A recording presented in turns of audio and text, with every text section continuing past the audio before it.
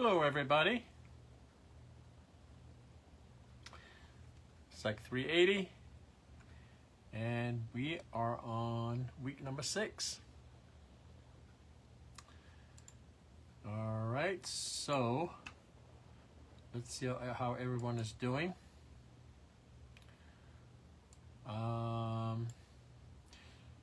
So week 6, this is going to be the last week of the intense methodology section.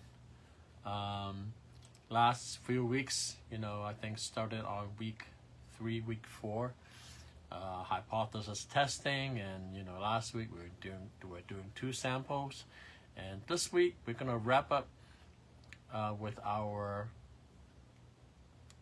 hardcore methodology with the analysis of variance. We have a couple more methods that we're going through next 2 weeks for correlation, regression, and chi-square test.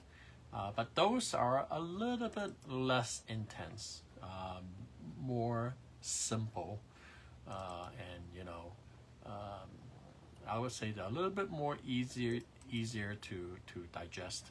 This one, ANOVA, analysis of variance, is still a little bit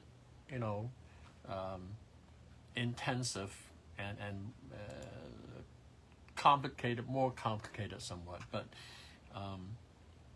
I think they're still not too hard to understand. But looking at everyone's progress, so right now the highest total points that I'm seeing is over 500. So some of you have already passed the 500 mark in terms of total points, and many of you are approaching 500. So if you're in the 400s, approaching 500, you're in good shape. You're making good progress. A few of you are a little bit behind. So if you're under 400, just kind of be mindful what you are missing and try to make it up as soon as you can. All right.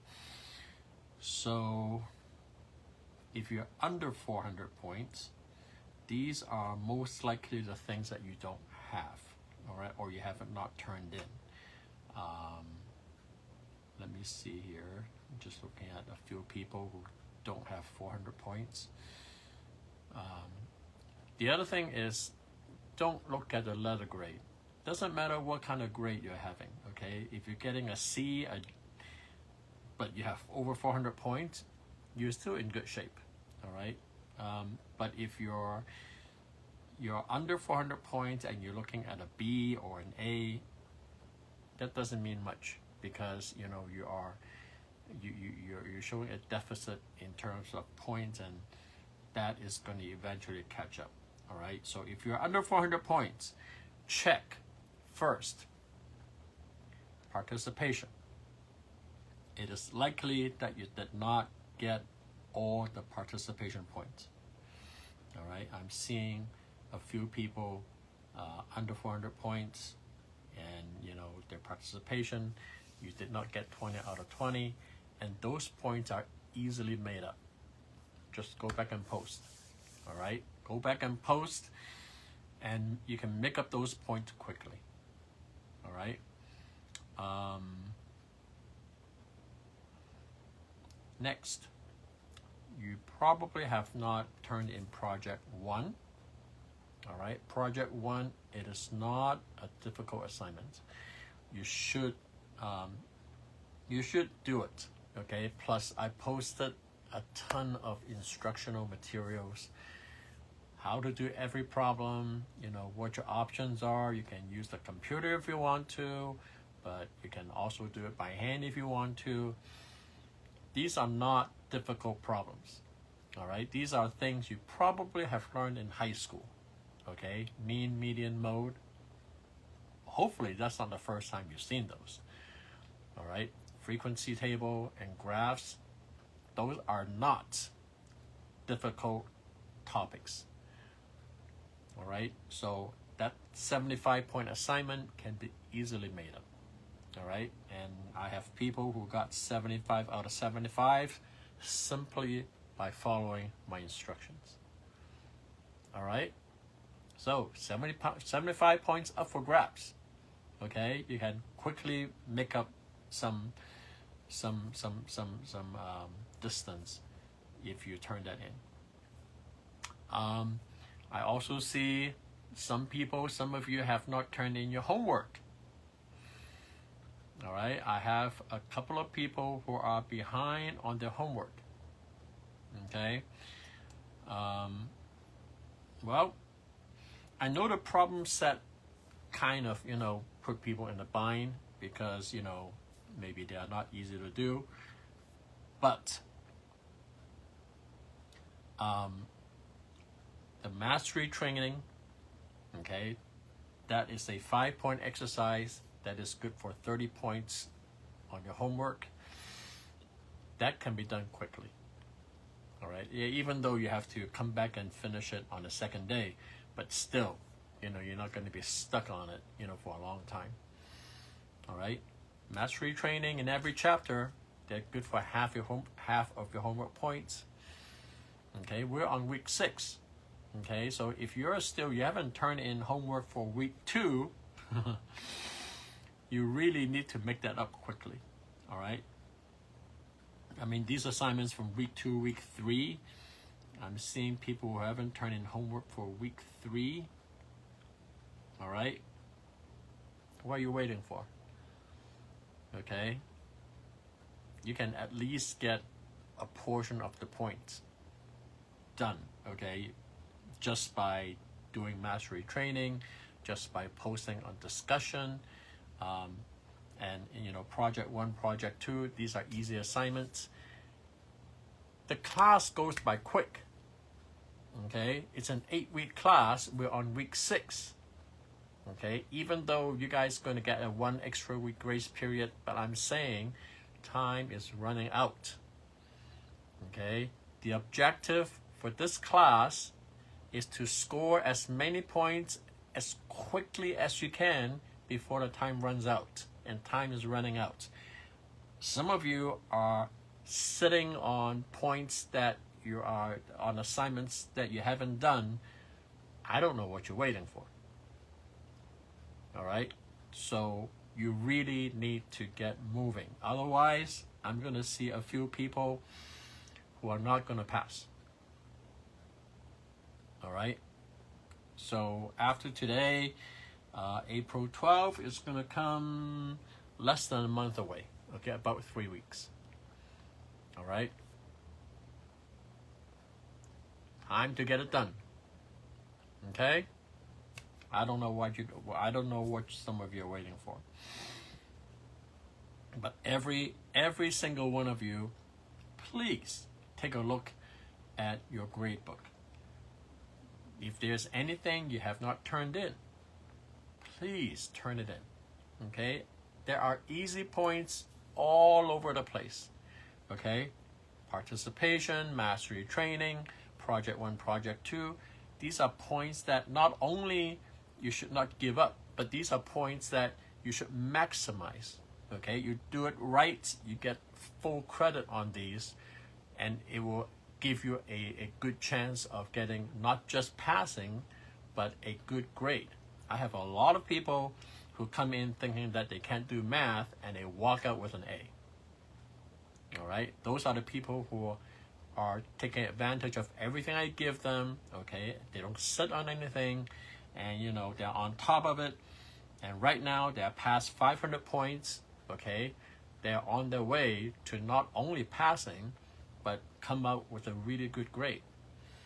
All right, so I hope everyone can follow the lead, and and make it out, not just finishing the class, but be proud of your performance. All right, so no time to wait. Okay, I mean, some of these blanks that I'm seeing should not be blanks. I mean, you know,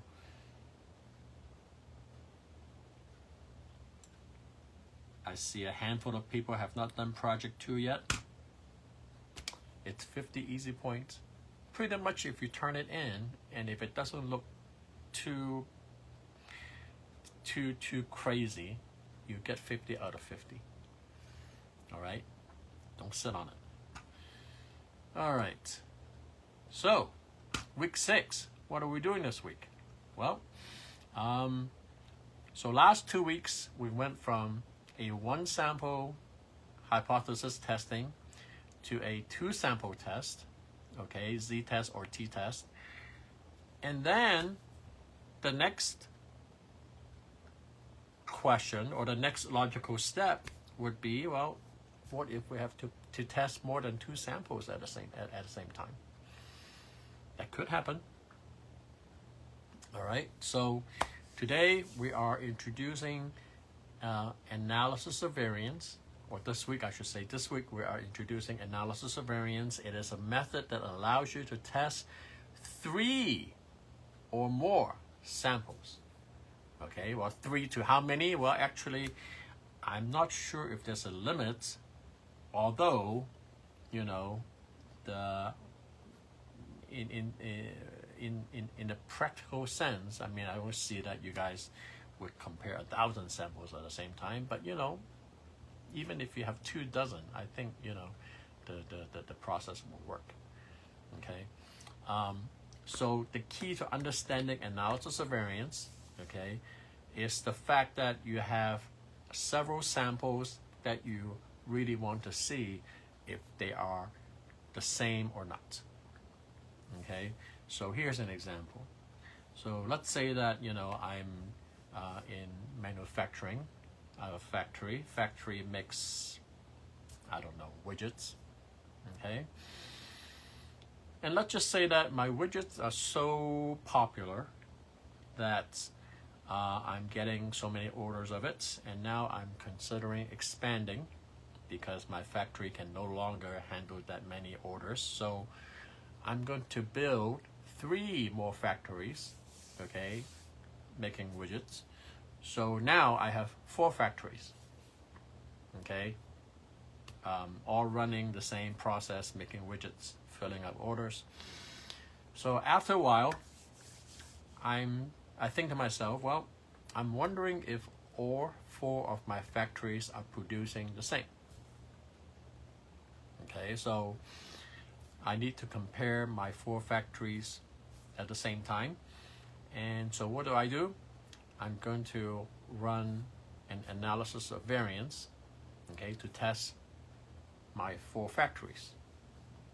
Okay, now the hypothesis when we set up analysis of variance, okay, the null hypothesis, obviously we're testing that, you know, factory 1, 2, 3, and 4 are producing the same. Now the alternative for analysis of variance, which is one of the shortcomings of this method, and that is the only alternative hypothesis you may use in analysis of variance is that they're not all the same. That's it. No 1 tail, 2 tail, none of the stuff, no greater than, less than, or whatever. The only thing you can test in the alternative hypothesis is that they are not all the same. But how are they not all the same? Well, the method will not tell you. Okay, it will tell you if they are the same, in which case maybe you're done. Now, if it comes back rejected, that means that there are significant differences showing among the groups. Okay, well, here's some terminology. So when we do our 4 factories, okay, we are actually running in the analysis of variance on one factor. Okay, so the factor would be the different factories. Okay, and there are 4 factories, so there are 4 levels of this factor. Okay, so I got my terminology straight. Okay, so this is going to be a one-way analysis of variance, okay, with one factor, okay, which are the factories, and 4 levels, okay, for the 4 different factories. And if the null hypothesis is rejected, then that means there are significant differences among the levels. Okay, then the question is, well, what else? Then what do we do? Okay, well, fortunately, in analysis of variance, we can do what we call a post hoc test. Post hoc test is kind of like a follow-up test. Okay, the follow-up is not necessary if you're done when you do not reject the null hypothesis. But if you do reject and you want to get more information on how the different factories are producing differently, then the post hoc test, the follow-up test for analysis of variance, is called pairwise comparison. So pairwise comparison is a follow-up test, okay, when we do ANOVA. So the way that the pairwise comparison works is that with the 4 levels, 4 factories, I'm going to take factory 1, factory 2. Pairwise comparison, okay, factory 1, factory 3. Okay, so 1 and 3, pairwise comparison, and then 1 and 4, and then 2 and 3, 2 and 4, and then 3 and 4. So I'm taking every pair possible from the 4 factories and compare. All right, and then with the pairwise comparison, we can see which one is higher or lower or equal. Okay, so that will give us the additional information we want when we're testing the 4 factories. All right. Is that it? Is that all we can do with analysis of variance? Well, actually, it is not. Okay, because analysis of variance is a versatile method, not in the sense of providing the details of your test, but you can stuff a lot of data into a single analysis. All right, what do I mean by that? Well, here's my example, or the continuation of my example.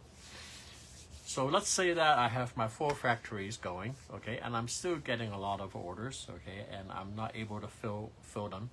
So I'm thinking, I don't want to build more factories, okay, so instead of building new locations, I'm going to run my factories 24/7, all right, or 24 hours a day at least, okay. And so now I'm going to, instead of just having 1 shift of workers, I'm going to have 3 shifts, okay. I'm going to have my day shift, I'm going to have my swing shift, and then my night shift. All right, so 3 shifts running the factories 24 hours a day. Now, I want to do an analysis to find out if every shift at every location are all producing the same.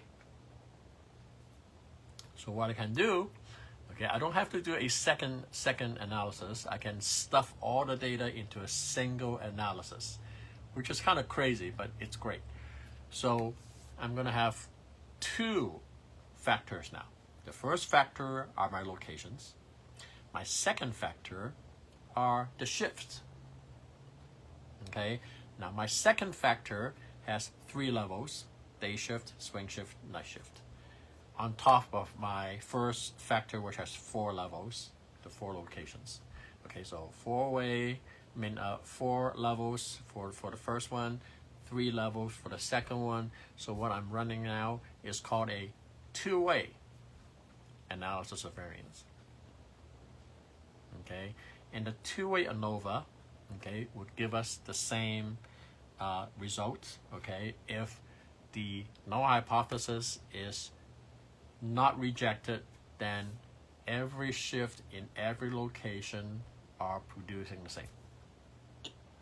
But if it's rejected, okay, if there are significant differences among my factors, okay, among the levels of my factors, okay, I can run additional test, okay, pairwise comparison, to find out which level of which factor is different. Okay, so the versatility of analysis of variance is the amount of analysis you can put into a single run. All right, there's more. Okay, so let's say that instead of getting data on one particular day, okay, with all the shift and all the factories, okay, if I just pick a day to collect the data, that may be unfair because maybe someone is off, or maybe someone is sick, or maybe some machine is not running properly in a particular factory. So a single day's worth of data may not be the best option to run an analysis that tells me how the factories are performing, overall. So instead of picking 1 day's worth of data, let's say that I'm going to collect 30 days worth of data. So every location, every shift, the productivity over a 30-day period. So every cell has 30 observations. Okay, and then I throw it in to a two-way analysis of variance. That's a lot of data. Okay, so 30 times 4 factories, 3 shifts. Okay, so that's like 360 data points. All right, and I can do that. Okay, because it's going to tell me, okay, for the 30 days, over 30 days, okay, if the productivity is the same for my levels and for my shift, and how they compare to each other. All right. So when you look at the ANOVA table is the output of the analysis of variance process. So you're going to see terminology such as within groups. So within groups is basically within your 30 days of data, are they close together? Okay, they should be, because it's the same place, same shift. Okay, within 30 days, even if there are fluctuations, they shouldn't be too crazy. So you should have, data that's close enough to each other within each cell. Okay, now, but what about the differences between the cells? Okay, so between day shift and swing shift, are they similar? Okay, swing shift and night shift, are they similar? So now we're looking to see these clumps, are they close together? Okay, if everything is close together, then of course, we fail to reject the hypothesis, and the productivity is the same for every location, every shift. All right, but if there are some fluctuations, okay, between the locations or between the shifts, then you're going to see the distance, okay, between the clumps to be farther from each other, okay, because of the difference, in location and in shift. So that's how we make that determination if the hypothesis is rejected or not. All right, so very, very interesting method. You can put a lot of information into a single run, and you can get a lot of information out of it. So one of my favorite analysis methods. Okay, so let's take a look at our discussion question this week. So question 1, we asked when is analysis of variance necessary instead of a t-test. Okay, well, t-test we can only go 2 samples. All right, there's no 3-sample t-test. All right, so 2 samples is the maximum, whereas analysis of variance we can go 2-way, 30 days, 360 different samples all in one. So it's that crazy. So we can stuff a lot of data into analysis of variance.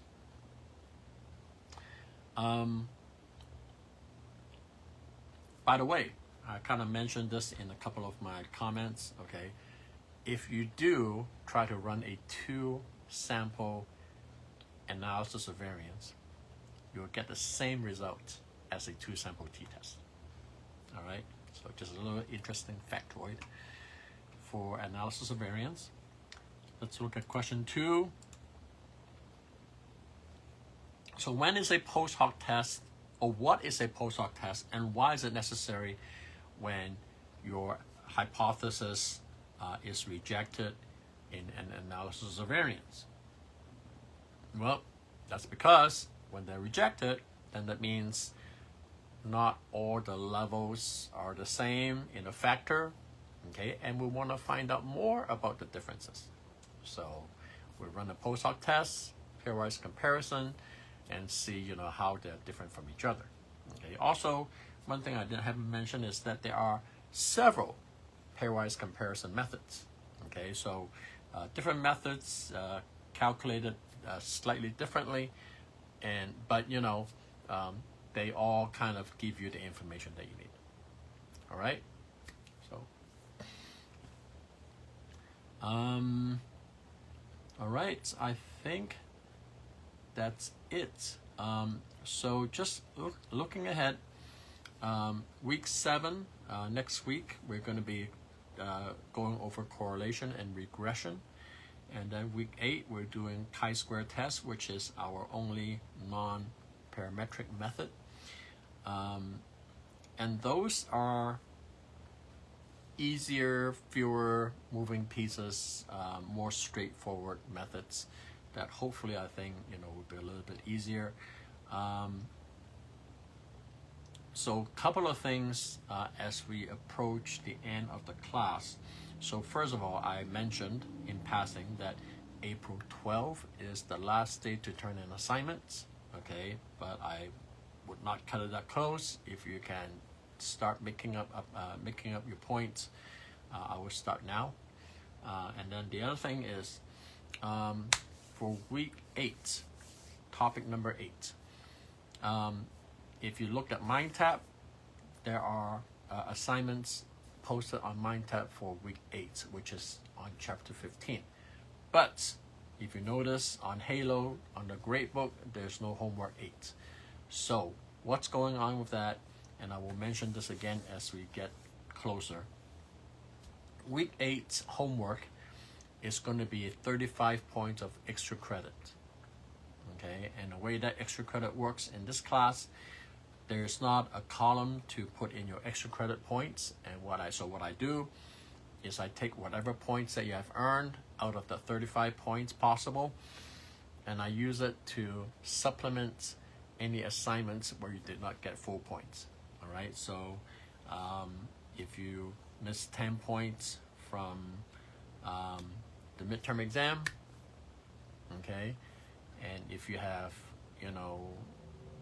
20 points extra credit, then I would take the 10 points out of the 20 points and put it where the midterm exam is. So your midterm exam score will bump up by 10 points. All right.